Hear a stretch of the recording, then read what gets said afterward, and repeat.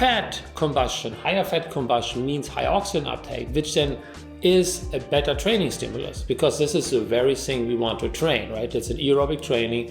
We want a high oxygen turnover. Therefore, long story short, long-winded story to come to the point that training at FatMax has not only been proven, as I just mentioned, for example, to decrease body fat, it also has a bigger relative training effect on your aerobic adaptations. Therefore, potentially has a better effect to improve, for example, VO2 max, aerobic capacity, metabolic flexibility, and so on and so forth. So you really want to train at FatMax. Problem is, it is not the same percentage for everyone based on the FTP. And it's a moving target. It changes by training. So just doing 70% of your FTP is not going to cut it. You are in the range somewhere where you have some kind of fat combustion, but you're basically not training at FatMax.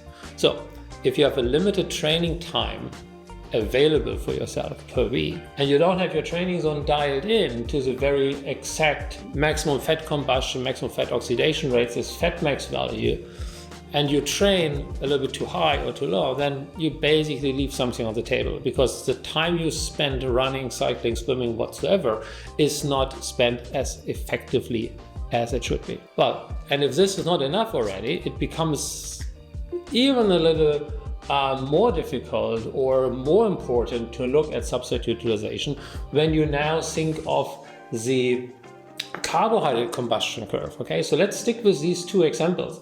Our solid line, as we see, has a higher power output at FatMax, and the FatMax, so the fat combustion rate is higher as well.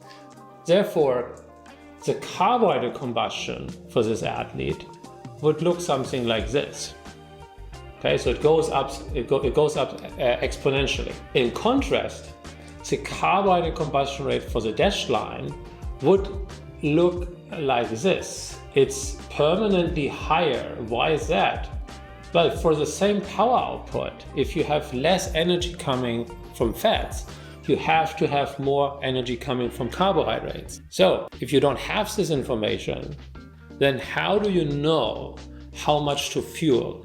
How do you know how many bars, bananas, gels, whatever you prefer to take while you're training? If you don't know the actual carbohydrate combustion, how can you determine what you should be eating for best recovery after training, and especially how much? How do you know how much carbohydrate you need to fuel until your next training?